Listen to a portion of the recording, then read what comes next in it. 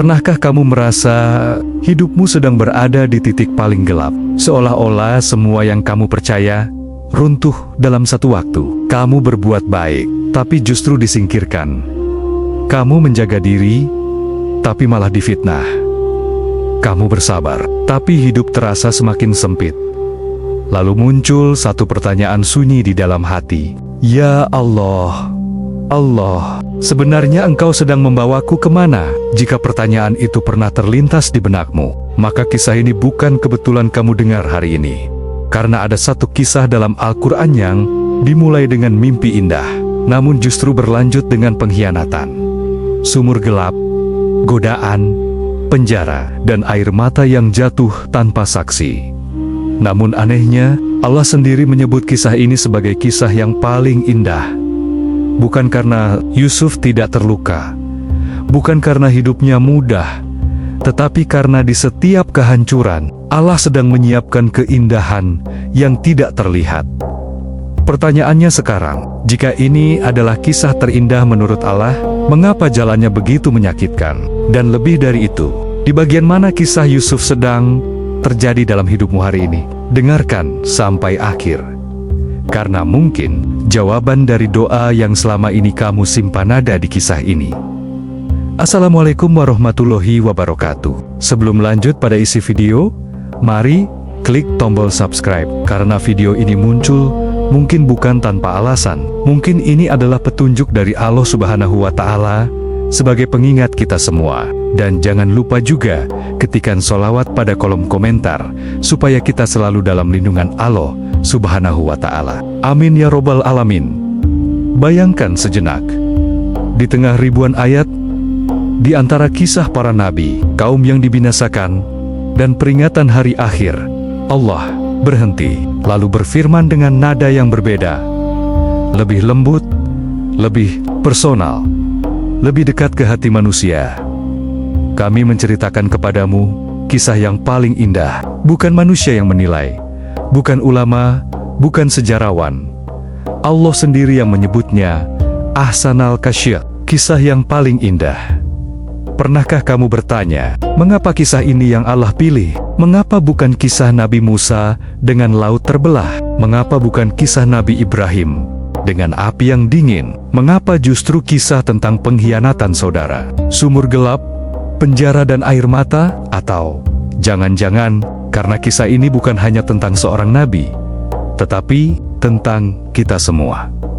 Tentang hati yang pernah hancur diam, tentang doa yang terasa tidak dijawab, tentang kesabaran yang diuji tanpa saksi, tentang iman yang dipertahankan ketika dunia terasa tidak adil. Allah tidak membuka surat Yusuf dengan ancaman, tidak dengan perintah keras, tetapi dengan cerita, seolah Allah sedang berkata dengan lembut, tenang, duduklah, dengarkan, aku tahu hidupmu tidak mudah, dan di sanalah letak keindahannya. Karena surat Yusuf tidak berbicara tentang akhir yang instan. Ia berbicara tentang proses panjang, tentang luka yang tidak langsung sembuh, tentang keadilan yang tidak datang hari itu juga. Allah berfirman dalam Al-Quran surat Yusuf ayat 3, yang artinya, kami menceritakan kepadamu kisah yang paling indah, dengan mewahyukan Al-Quran ini kepadamu, meskipun sebelumnya engkau termasuk orang yang belum mengetahui. Perhatikan, Allah menyebut kisah ini indah, bahkan sebelum ceritanya dimulai, seolah Allah ingin menenangkan kita lebih dulu, bahwa apapun yang akan kamu dengar setelah ini, pengkhianatan, kesedihan, kesendirian, semua itu akan berakhir dengan keindahan. Tapi pertanyaannya, beranikah kita bertahan sampai akhir seperti Yusuf, atau kita sudah menyerah di bagian sumur? Karena kisah terindah tidak selalu dimulai dengan kebahagiaan. Seringkali ia dimulai dengan kehilangan. Dan sebelum semua itu terjadi, kisah ini dimulai dari seorang anak. Bukan raja, bukan pemimpin, bukan orang berkuasa. Hanya seorang anak dengan hati yang bersih dan mimpi yang belum ia pahami. Di suatu malam yang tenang, seorang anak bernama Yusuf mendatangi ayahnya dengan suara polos, dengan mata berbinar, dengan hati yang belum mengenal iri dan dengki. Wahai ayahku, bukan kepada sembarang orang, Yusuf bercerita. Ia memilih ayahnya, seorang nabi, seorang ayah yang hatinya penuh hikmah. Yusuf berkata, wahai ayahku, sesungguhnya aku bermimpi melihat 11 bintang, matahari dan bulan. Aku melihat semuanya bersujud kepadaku. Al-Quran, Surat Yusuf, ayat 4. Coba berhenti sejenak. Bayangkan mimpi itu. Betapa besar, betapa tinggi, betapa tidak masuk akal untuk seorang anak kecil. 11 bintang, matahari, bulan, semuanya bersujud. Yusuf belum tahu artinya. Ia hanya jujur, ia hanya polos. Ia hanya percaya bahwa ayahnya akan memahami. Namun disinilah pelajaran pertama dimulai. Bahwa tidak semua mimpi boleh diceritakan ke semua orang, bahwa tidak semua orang siap mendengar rencana besar yang Allah titipkan kepadamu. Ayahnya tahu, mimpi ini bukan mimpi biasa, ini bukan sekadar bunga tidur. Ini adalah isyarat takdir. Dan di saat itulah, cinta seorang ayah bertemu dengan kehati-hatian seorang nabi. Ia tidak mematikan mimpi Yusuf. Namun, ia juga tidak membiarkannya diumbar. Karena mimpi besar seringkali mengundang ujian besar. Pernahkah kamu menyadari ini dalam hidupmu? Saat kamu punya harapan besar, cita-cita besar, niat baik yang tulus, justru di saat itu, gangguan mulai datang. Bukan dari orang asing, tetapi dari yang paling dekat, saudara-saudara Yusuf. Mereka melihat cinta ayah yang berbeda, bukan karena Yusuf lebih layak, tetapi karena Allah memang menitipkan cahaya pada dirinya, dan di sanalah iri mulai tumbuh. Pelan, sunyi, namun mematikan. Apakah Yusuf tahu? Tidak. Ia masih terlalu murni untuk curiga, dan disitulah letak kepedihannya. Bahwa pengkhianatan sering datang saat hati kita sedang paling bersih.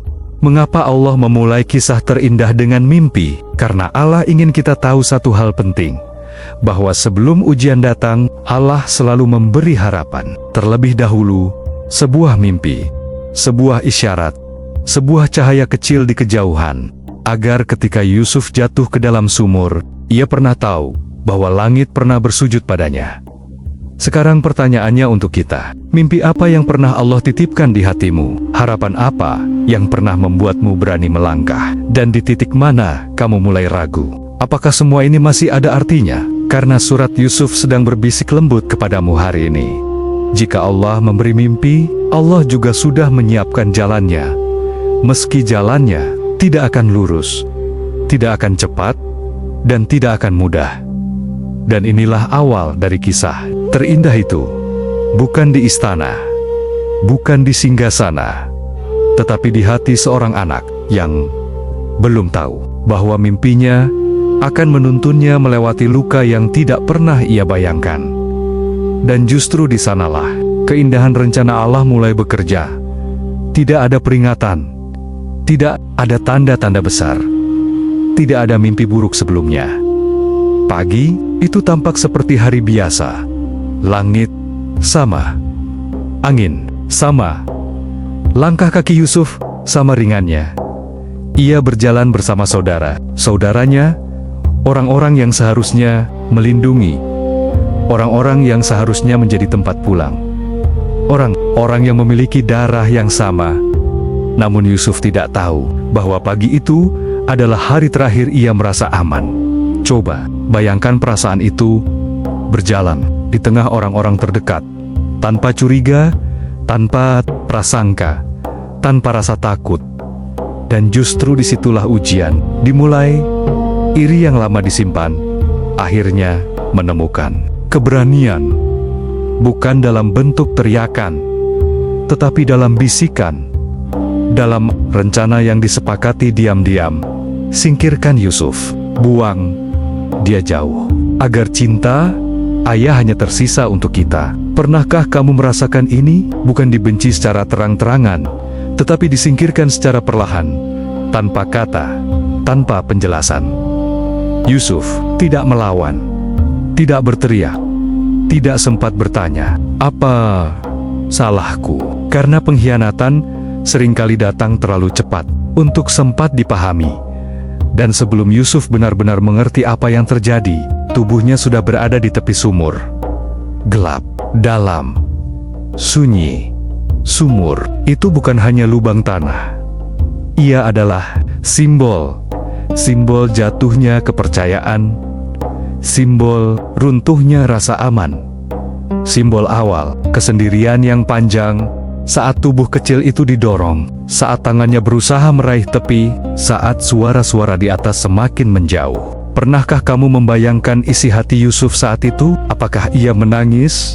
Apakah ia berteriak memanggil nama ayahnya? Atau ia terdiam karena terlalu kaget untuk bersuara? Yang pasti satu, di dalam sumur itu tidak ada siapa-siapa kecuali Allah. Dan disitulah pelajaran besar itu muncul, bahwa terkadang Allah sengaja mengosongkan sekeliling kita, agar kita benar-benar sadar siapa satu-satunya tempat bergantung. Apakah kamu pernah berada di sumur versimu sendiri? Saat semua yang kamu percaya tiba-tiba menghilang, saat penjelasan tidak datang, saat doa terasa menggantung, sumur itu gelap. Sumur itu dingin. Sumur itu sunyi. Namun anehnya, sumur itu tidak mematikan Yusuf. Ia tidak tenggelam. Ia tidak hancur. Ia masih hidup. Karena ternyata sumur itu bukan akhir cerita. Ia hanya jeda. Ia hanya pintu. Saudara-saudara, Yusuf pulang membawa baju berlumur darah palsu. Kebohongan disusun rapi. Air mata dibuat-buat. Dan seorang ayah kehilangan anaknya tanpa pernah tahu di mana jasadnya. Namun, lihatlah, Allah tidak membela Yusuf dengan petir. Allah tidak menghentikan mereka dengan keajaiban instan. Allah membiarkan semuanya terjadi. Mengapa? Karena ada rencana yang lebih besar, yang belum bisa dilihat siapapun. Di tengah kesunyian sumur itu, takdir sedang bergerak. Kafilah datang, tali diturunkan, dan Yusuf ditarik keluar. Bukan sebagai anak kesayangan, tetapi sebagai barang temuan. Dari anak seorang nabi, menjadi budak yang tidak bernama. Ironis bukan? Baru saja diselamatkan dari sumur, langsung dijual di pasar. Namun inilah titik pentingnya. Allah menyelamatkan Yusuf, bukan untuk mengembalikannya ke masa lalu, tetapi untuk membawanya ke masa depan, dari sumur ke istana, dari kehinaan menuju kemuliaan. Namun bukan dengan cara yang kita bayangkan. Yusuf dibeli oleh pembesar Mesir. Ia dibawa ke rumah yang megah, dinding tinggi. Kekuasaan, kemewahan, tampaknya seperti kenaikan. Namun statusnya tetap satu, budak. Allah berfirman dalam Al-Quran, surat Yusuf ayat 22, yang artinya, dan ketika Yusuf sampai pada usia dewasa, kami berikan kepadanya hikmah dan ilmu. Dan demikianlah kami memberi balasan kepada orang-orang yang berbuat baik. Perhatikan baik-baik. Allah tidak berkata Yusuf langsung dimuliakan. Allah berkata, Yusuf dipersiapkan. Di rumah itu, Yusuf belajar mengendalikan diri, belajar bekerja tanpa dihargai, belajar setia meski tidak dipercaya. Apakah ini terasa familiar? Bekerja keras tapi tak terlihat, berbuat baik tapi tak dipuji, menjaga diri tapi tetap dicurigai. Mungkin inilah fase hidup yang paling berat, saat kamu tahu Allah bersamamu, tapi dunia seolah menutup mata. Namun justru di fase inilah Allah sedang membentuk karakter. Allah tidak memindahkan Yusuf dari satu tempat ke tempat lain tanpa tujuan. Setiap langkah adalah pelatihan. Setiap penurunan adalah penguatan. Dan di tengah semua itu, Allah menyelipkan satu ayat yang sering kita lewatkan. Namun seharusnya kita genggam erat, dan Allah Maha Berkuasa terhadap urusannya. Tetapi kebanyakan manusia tidak mengetahui. Al-Quran Surat Yusuf ayat 21. Ayat ini bukan sekadar penghiburan. Ini peringatan lembut bahwa meski manusia berencana menjatuhkan, Allah sedang menyusun kenaikan. Bahwa meski mata kita melihat kehancuran, langit sedang menulis kemenangan. Pernahkah kamu merasa hidupmu mundur? Merasa doamu tidak bergerak?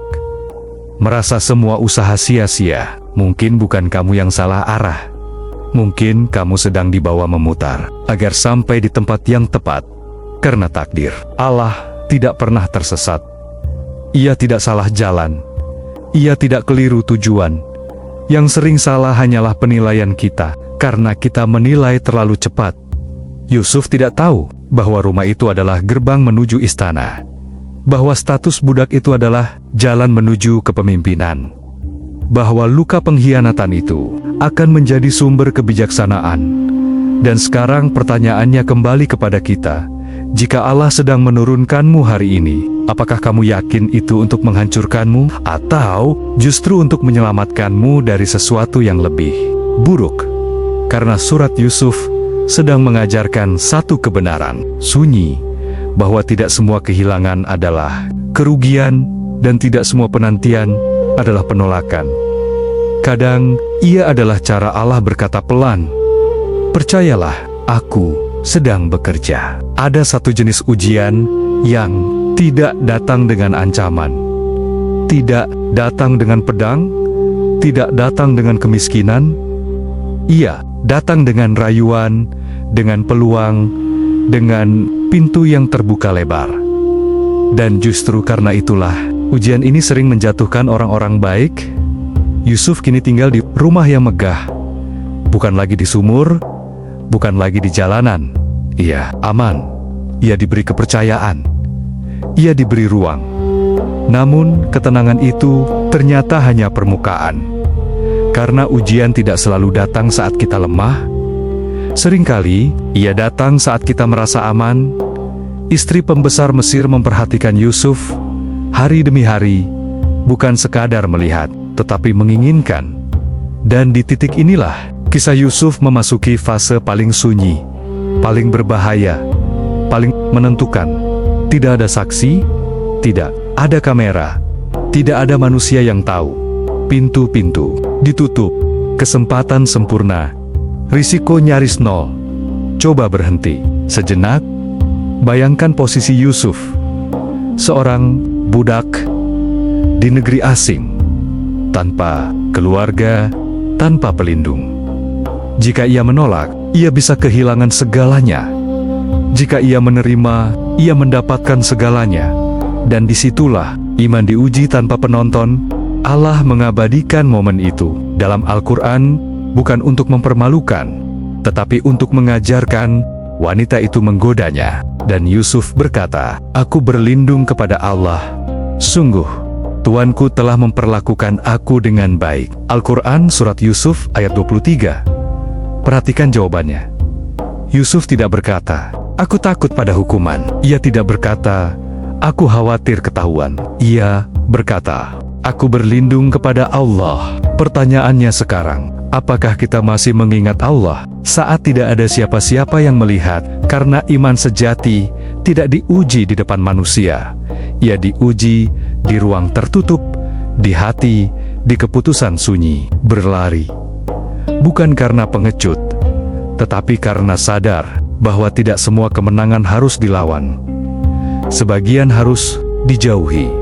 Bajunya terkoyak, fitnah dimulai, kebenaran dibalikan. Dan disinilah ironi terbesar terjadi. Yusuf tidak bersalah, namun ia dipersalahkan. Ia menjaga diri, namun ia yang dihukum. Pernahkah kamu merasakan ini? Berbuat benar, tapi disalahkan. Menjaga diri, tapi dicurigai. Diam, tapi dituduh. Yusuf memilih penjara daripada kehilangan Allah.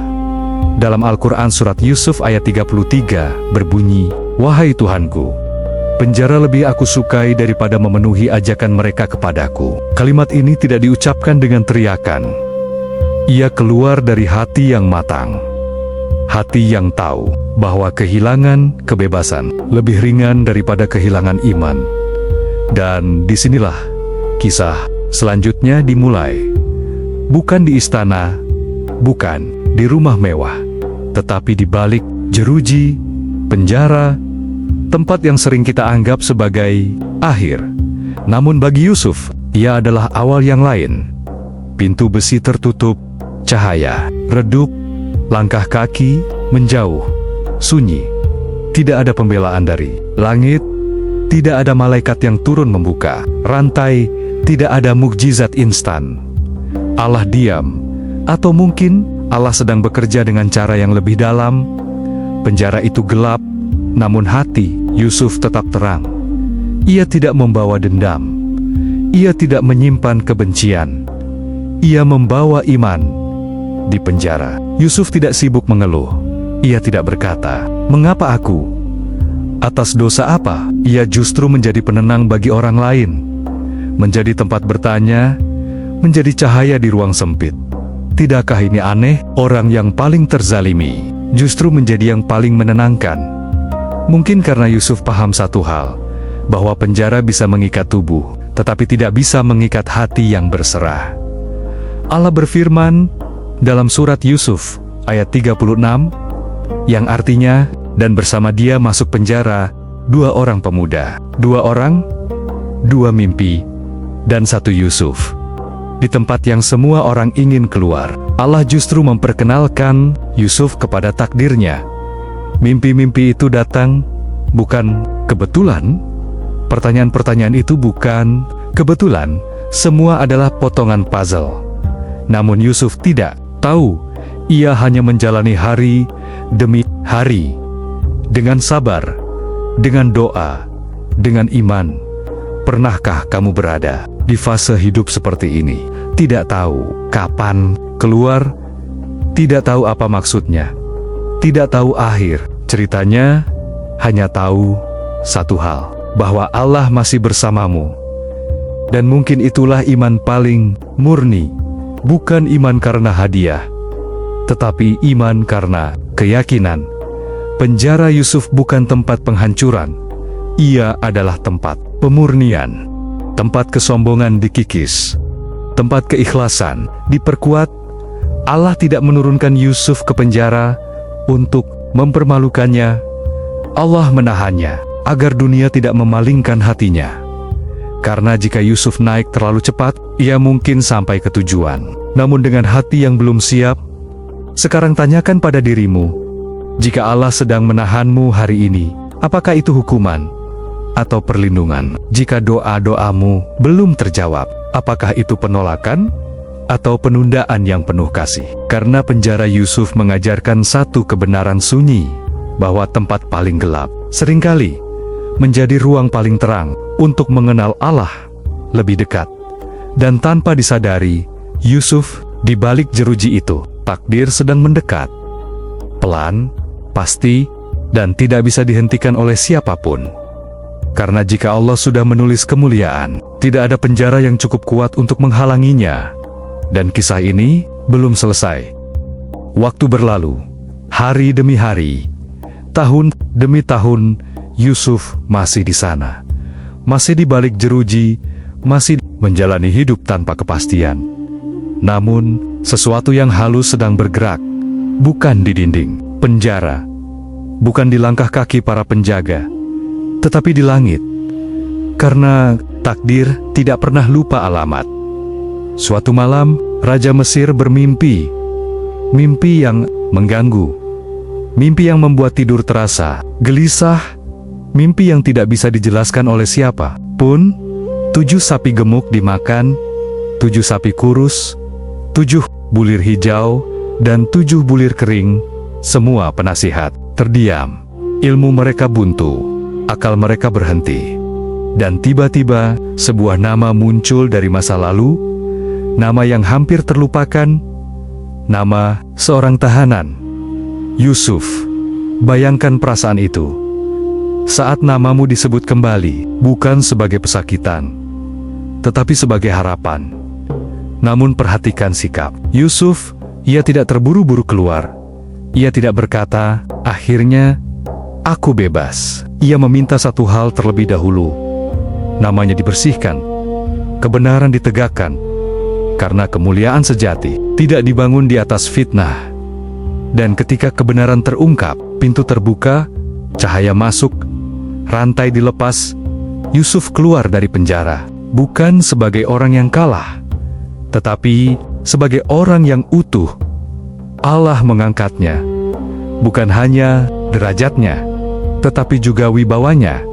Yusuf berbicara dengan tenang, dengan jernih, dengan hikmah.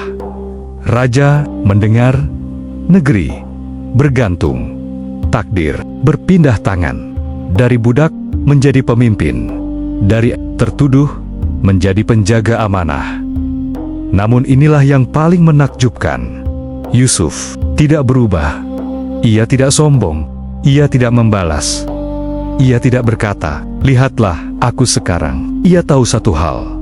Semua ini bukan karena kecerdasannya, bukan karena kesabarannya semata, tetapi karena Allah. Dan sekarang pertanyaannya, jika Allah mengangkat kita suatu hari nanti, apakah hati kita tetap sama seperti saat diuji? Karena ujian kekuasaan seringkali lebih berat daripada ujian kesempitan. Dan lalu, takdir mempertemukan Yusuf dengan masa lalunya. Saudara-saudaranya datang bukan sebagai penguasa, tetapi sebagai orang-orang yang lapar, lemah, dan penuh harap. Mereka berdiri di hadapan Yusuf tanpa mengenalinya, ironi yang menyayat. Mereka yang dulu berkuasa atas Yusuf, kini bergantung pada keputusan Yusuf. Bayangkan detik itu, semua luka kembali. Semua kenangan muncul sumur itu, tangisan itu, pengkhianatan itu. Jika kamu berada di posisi Yusuf, apa yang akan kamu lakukan? Membalas, menghukum, atau membuat mereka merasakan sakit yang sama? Namun Yusuf memilih jalan lain. Jalan yang hanya bisa ditempuh oleh hati yang matang. Ia menahan diri. Ia menguji mereka, bukan untuk balas dendam, tetapi untuk melihat apakah hati mereka telah berubah. Dan akhirnya, tibalah saat itu. Saat wajah-wajah itu gemetar. Saat kebenaran tak bisa lagi disembunyikan. Saat Yusuf berkata dengan suara yang tidak bergetar, tetapi menusuk ke dalam jiwa. "Aku adalah Yusuf." Bayangkan keheningan yang tercipta. Bayangkan ketakutan yang menyergap. Bayangkan rasa bersalah yang menekan dada. Mereka tahu, hari ini, hidup mereka ada di tangan Yusuf. Dan disinilah puncak kisah ini terjadi. Bukan pada jabatan, bukan pada kekuasaan, tetapi pada pengampunan. Yusuf berkata, "Tidak ada cercaan atas kalian hari ini." Kalimat yang lebih berat daripada hukuman apapun. Kalimat yang hanya bisa lahir dari hati yang telah sembuh. Ia melanjutkan, "Semoga Allah mengampuni kalian, bukan aku, tetapi Allah." Pernahkah kamu menyadari ini, bahwa memaafkan tidak berarti melupakan, tetapi menyerahkan keadilan kepada Allah? Yusuf tidak menyangkal luka, ia tidak menghapus masa lalu. Ia hanya memilih tidak hidup di dalamnya lagi. Dan disitulah keindahan surat Yusuf mencapai puncaknya. Kisah ini tidak berakhir dengan balas dendam, tidak berakhir dengan air mata. Kemenangan, ia berakhir dengan pelukan, dengan pengakuan, dengan rahmat. Allah seolah berkata kepada kita semua, beginilah akhir yang indah itu. Bukan ketika kamu di atas, tetapi ketika hatimu tetap lembut. Bukan ketika musuhmu jatuh, tetapi ketika jiwamu menang. Sekarang, pertanyaannya kembali kepada kita. Siapa saudara Yusuf dalam hidupmu? Siapa yang pernah melukaimu tanpa permintaan maaf? Dan jika suatu hari Allah memberimu posisi, apakah kamu akan membalas atau memaafkan? Karena surat Yusuf bukan hanya tentang Yusuf, ia tentang kita, tentang luka kita, tentang pilihan kita. Dan di akhir kisah ini, Allah mengingatkan dengan lembut bahwa sabar tidak pernah sia-sia, bahwa iman tidak pernah dikhianati, bahwa rencana Allah selalu lebih indah dari rencana manusia. meski jalannya panjang, meski air matanya banyak, meski lukanya dalam, dan mungkin hari ini kamu belum sampai di akhir kisahmu. Tapi surat Yusuf berbisik pelan, bertahanlah. Keindahan itu sedang menuju kepadamu. Mari kita berhenti sejenak, tarik napas perlahan, dan biarkan kisah ini benar-benar menetap di hati. Karena setelah semua yang kita dengar, surat Yusuf bukan lagi sekadar cerita. Ia telah berubah menjadi cermin.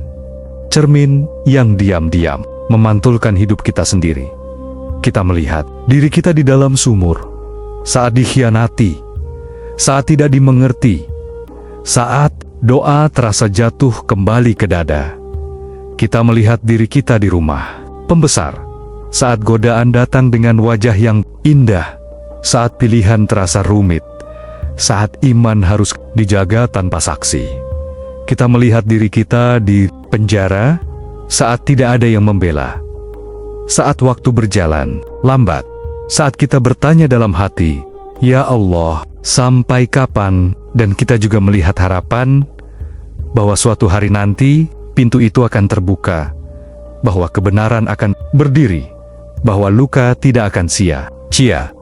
Itulah sebabnya Allah menyebut kisah ini yang paling indah, bukan karena Yusuf tidak menangis, bukan karena Yusuf tidak terluka, tetapi karena Yusuf tidak pernah melepaskan Allah dari hatinya, di tahap manapun hidupnya berada. Inilah pesan sunyi yang sering kita lewatkan, bahwa keindahan tidak selalu hadir di awal. Seringkali ia menunggu di akhir kesabaran. Allah tidak berkata, hidup akan mudah. Allah tidak menjanjikan jalan yang lurus tanpa tikungan, tetapi Allah menjanjikan makna bagi siapapun yang bertahan. Dan mungkin itulah yang paling kita butuhkan hari ini. Bukan jawaban cepat, bukan solusi instan, tetapi ketenangan untuk terus berjalan. Meski belum tahu kemana, surat Yusuf mengajarkan satu hal yang sangat lembut, namun dalam, bahwa kita tidak perlu memahami seluruh rencana Allah untuk tetap percaya kepadanya. Yusuf tidak tahu, saat ia dibuang ke sumur, bahwa itu akan menyelamatkannya dari bahaya lain. Yusuf tidak tahu, saat ia difitnah dan dipenjara, bahwa itu akan membersihkan namanya. Yusuf tidak tahu, saat ia bersabar terlalu lama, bahwa kesabaran itu sedang mengantarnya ke posisi yang tepat. Dan kita pun sama. Kita tidak tahu. Kita tidak tahu mengapa doa tertentu belum dikabulkan. Kita tidak tahu mengapa orang yang tulus justru disakiti. Kita tidak tahu mengapa jalan hidup terasa berliku. Namun surat Yusuf berkata tanpa kata-kata, "Tenang, ketidaktahuanmu bukan tanda Allah meninggalkanmu. Justru seringkali ia tanda bahwa Allah sedang menyimpan sesuatu yang besar." Sekarang, tanyakan pada hatimu sendiri, apa sumur yang sedang kamu alami hari ini? Apa penjara yang sedang menahan langkahmu? Apa luka lama yang belum juga sembuh, namun terus kamu bawa dalam diam? Dan jika Allah bertanya kepadamu hari ini, masihkah kamu percaya kepadaku? Apa jawabanmu? Karena iman bukan tentang tidak jatuh. Iman adalah tentang siapa yang kita genggam saat kita jatuh. Surat Yusuf juga mengajarkan kita tentang memaafkan. Bukan memaafkan karena lupa, tetapi memaafkan karena memilih untuk tidak dikendalikan oleh luka. Yusuf memaafkan bukan karena saudaranya pantas, tetapi karena Yusuf tidak ingin hidupnya terus terikat pada masa lalu. Dan mungkin itu pula yang perlu kita lakukan, bukan demi orang yang menyakiti, tetapi demi ketenangan jiwa kita sendiri. Karena dendam mengikat, sedangkan pengampunan membebaskan. Dan pada akhirnya, surat Yusuf mengajak kita untuk percaya sepenuhnya bahwa rencana Allah tidak pernah kejam, bahwa penundaan Allah tidak pernah kosong, bahwa diamnya Allah bukan tanda abai. Semua tertulis, rapi, semua bergerak tepat waktu, semua menuju kebaikan, meski jalannya tidak selalu kita sukai. Itulah sebabnya kisah ini diabadikan di dalam Al-Quran. Bukan untuk dikenang saja, tetapi untuk dijadikan pegangan, agar ketika hidup terasa berat, kita ingat Yusuf. Agar ketika air mata jatuh tanpa saksi, kita ingat Yusuf. Agar ketika kita hampir menyerah, kita ingat Yusuf. Dan lebih dari itu, kita ingat Allah. Karena jika Allah mampu mengangkat Yusuf dari dasar sumur ke puncak negeri, maka tidak ada hidup yang terlalu hancur untuk diperbaiki. Tidak ada doa yang terlalu kecil untuk didengar. Tidak ada kesabaran yang terlalu lama untuk dibalas. Mungkin hari ini kamu belum sampai di akhir kisahmu, tapi satu hal yang pasti, Allah belum selesai denganmu. Maka tetaplah melangkah, tetaplah bersabar, tetaplah berbaik sangka. Karena suatu hari nanti, kamu akan menoleh ke belakang dan berkata dengan air mata yang berbeda, "Ya Allah, sekarang aku mengerti. Ternyata semua ini indah." Dan disitulah kisah terindahmu dimulai.